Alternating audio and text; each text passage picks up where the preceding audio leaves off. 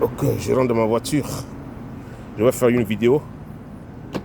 Et le temps est encore beau. Donc, je vais m'asseoir ici, faire une vidéo. Ok, je crois que c'est bien. Parce qu'il y a le toit qui est ouvert. Ça va aller, ça va aller. Bonsoir les gars. Bonsoir, bonsoir, bonsoir, bonsoir. Je voudrais parler un peu de la CEDEAO. Rapidement. Je voudrais parler un peu de la CEDEAO.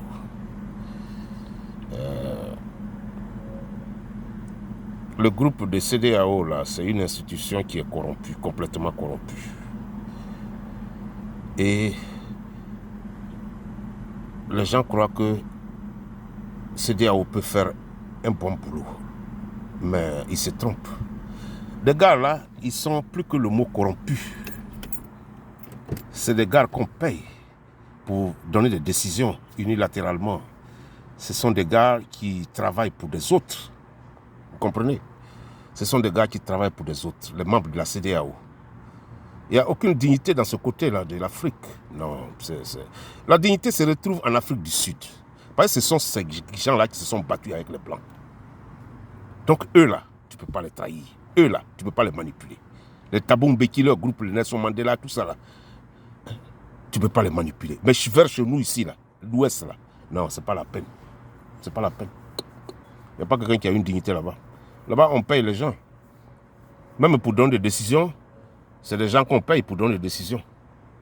C'est des gens qui prennent l'argent pour des autres là, pour pouvoir manipuler leur peuple, pour pouvoir malmener leur peuple tous les jours. Hein? Vous comprenez? Donc, CEDEAO, moi je demande à Assimi Goïta de ne même pas laisser rentrer ces gens-là dans son pays parce que ce sont des corrompus, des bandes d'imbéciles corrompus. Ce sont des imbéciles. Leur groupe là, ils valent rien, ce sont des nullards. Et surtout, le médiateur de CEDEAO, là, entre, je ne sais pas pourquoi il est médiateur de quoi, mais si tu veux être médiateur, on dit la charité bien ordonnée commence par soi-même. Si tu veux être un bon médiateur, il faut d'abord être médiateur entre toi et Boko Haram.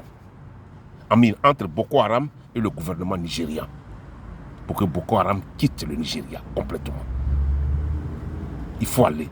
Mais vous tournez dos aux vrais problèmes et vous allez dans des coins qui ne vous regardent pas. Allez faire médiation. Pourtant, toi, tu as grand problème aux choses là-bas au Nigeria. Boko Haram en train de tuer les gens là-bas. En train de rentrer dans les églises, brûler les églises, les écoles, tout ça là. Vous ne faites rien sur ça. Vous êtes impuissant devant Boko Haram. Mais vous êtes là. C'est vraiment votre politique, moi, je ne comprends pas. Votre politique là, je ne comprends pas. C'est comme vous avez beaucoup de force ici. Barkhane, on dit Barkhane, la MINUSMA, et puis Bakuba, Takuba du moins. J'ai dit Bakuba. Takuba, tous ces vanupiers là, ils ne foutent rien. Hein? Or que Macky Sall, président du Sénégal, son excellence, il peut donner des soldats. Le président du Mali peut donner des soldats. Le président du Burkina peut donner des soldats. Et les pays du Sahel là, peuvent donner des soldats pour qu'ils combattent les terroristes au lieu d'aller chercher les autres ailleurs, les Européens. Vous voyez un peu ce que vous faites.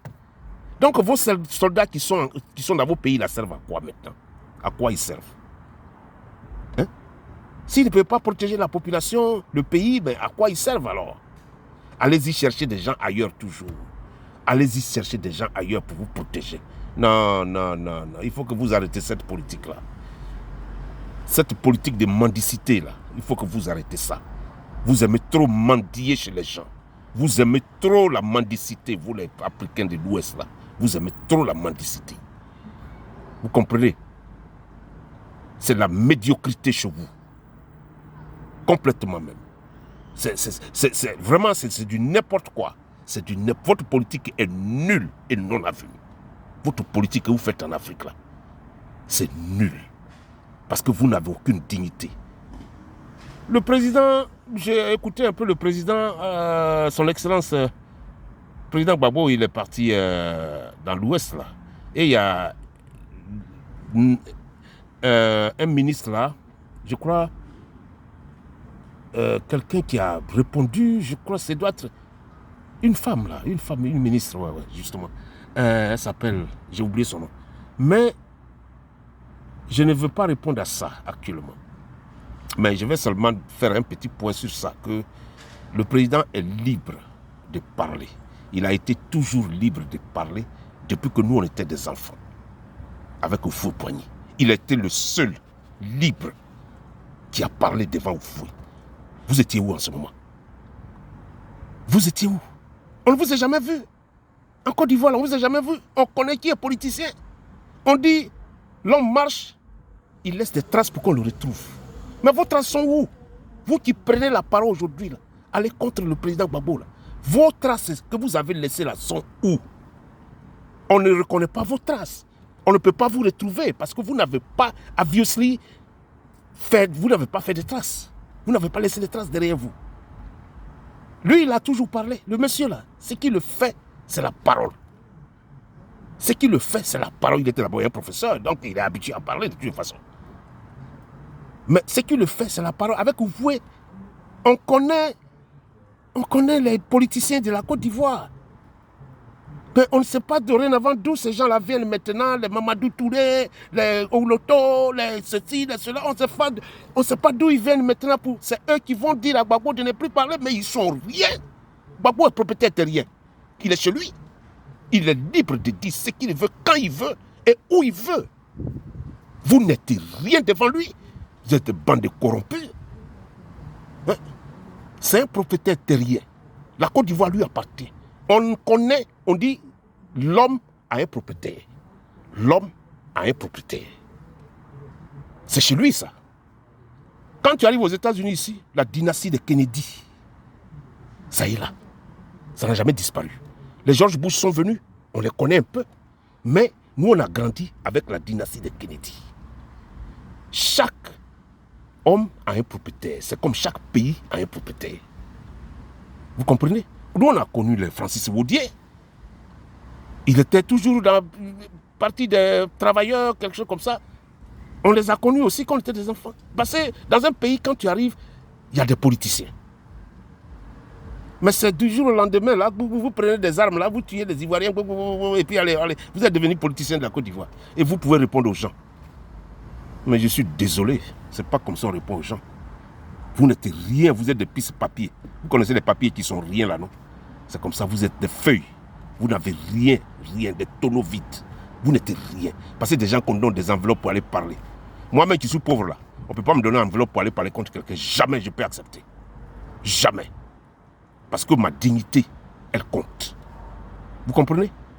Mais vous êtes des va-nu-pieds, vous vous levez un de ces 4 matins pour aller parler aux gens n'importe comment.